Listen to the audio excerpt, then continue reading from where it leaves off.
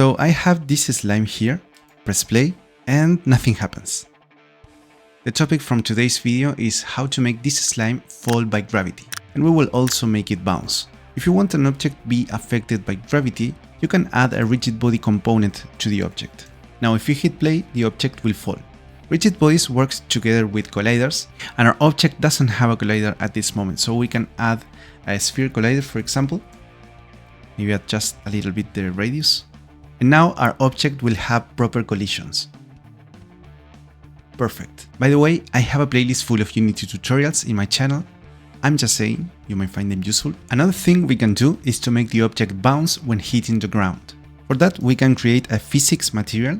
Let's call it, for example, bounce material, and assign that material in this field of the collider. Then you can play a little bit about with the values of the physics material. For example, if you set the bounciness to 0.95 and the bounce combined to maximum, then the object will bounce a lot. Subscribe to this channel and don't forget to check my playlist full of Unity tutorials. See you next time.